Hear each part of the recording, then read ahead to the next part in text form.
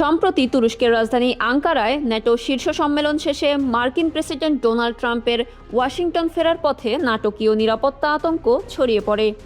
প্রেসিডেন্টের বিমান এয়ারফোর্স ওয়ান-এ ইরানের সম্ভাব্য ক্ষেপণাস্ত্র হামলার আশঙ্কায় নেওয়া হয় নজিরবিহীন পদক্ষেপ। তবে তুর্কি নিরাপত্তা কর্মকর্তাদের সন্দেহ এই গোয়েন্দা সতর্কবার্তার পেছনে কলকাঠি নেড়েছে ইসরায়েলি গোয়েন্দা সংস্থা। তেহরানের সঙ্গে ওয়াশিংটনের চলমান শান্তি আলোচনা নস্যাৎ করাই ছিল এই ছলচাতুরির মূল উদ্দেশ্য। উপসাগরীয় সংবাদ মাধ্যম মিডল ইস্ট আই এর এক প্রতিবেদনে এই চাঞ্চল্যকর তথ্য সামনে এসেছে। গত ৮ জুলাই বেলা প্রায় ২টার দিকে আঙ্কারা বিমানবন্দরে হঠাৎ করেই তুরস্কের নিরাপত্তা বাহিনীর অস্বাভাবিক অতিরিক্ত সদস্য মোতায়েন করা হয়।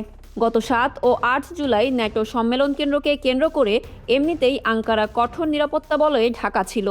সড়কে যান চলাচল বন্ধের পাশাপাশি ফুটপাতে পথচারীদের যাতায়াতও সীমিত করা হয়েছিল।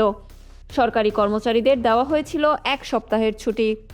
এমনকি বিভিন্ন দেশের রাষ্ট্রপ্রধানরা যাতে মাত্র ১০ মিনিটে ভেন্যুতে পৌঁছাতে পারেন সেজন্য আঙ্কারা বিমানবন্দর বিশেষভাবে প্রস্তুত করা হয়েছিল।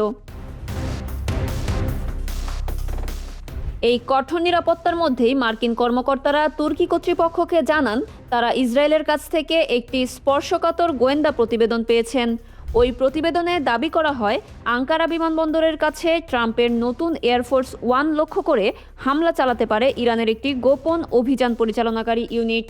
প্রতিবেদনে সতর্ক করে বলা হয় বিমানবন্দর থেকে মাত্র ১ কিলোমিটারের মধ্যে অবস্থান নিয়ে কাঁধে বহনযোগ্য ক্ষেপণাস্ত্র দিয়ে বিমানে হামলা চালানো হতে পারে।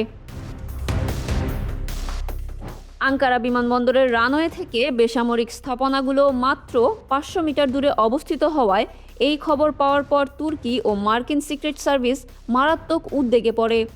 সম্ভাব্য হামলা এড়াতে দ্রুত কৌশল পরিবর্তন করেন মার্কিন কর্মকর্তারা। ট্রাম্পের যাত্রার স্থান আঙ্কারা বিমানবন্দর থেকে সরিয়ে এসেনবোয়া আন্তর্জাতিক বিমানবন্দরে নেওয়া হয়।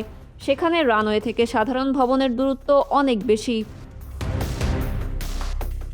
আধুনিক ও নতুন এয়ারফোর্স ওয়ানের পরিবর্তে ট্রাম্পকে পুরনো বিমানে তোলা হয়, কারণ পুরনো উড়োজাহাজটিতে এমন কিছু ক্ষেপণাস্ত্র প্রতিরক্ষা ব্যবস্থা ছিল যা নতুনটিতে এখনও সক্রিয় করা হয়নি।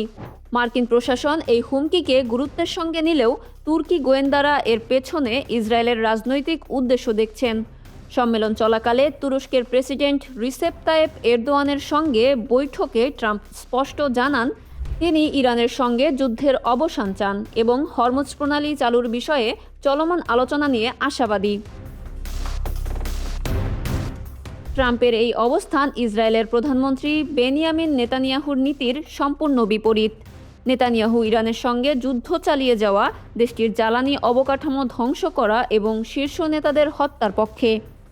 তুর্কি কর্মকর্তাদের বিশ্বাস ওয়াশিংটন তেহরান শান্তি আলোচনা ভেস্তে দেওয়া, ট্রাম্প এরদোয়ানের ঘনিষ্ঠ সম্পর্ককে বাধাগ্রস্ত করা এবং ট্রাম্পের কাছে নিজেদের একমাত্র রক্ষক হিসেবে তুলে ধরতেই ইসরায়েলি গোয়েন্দারা এই কাল্পনিক হামলার নাটক সাজিয়েছিল।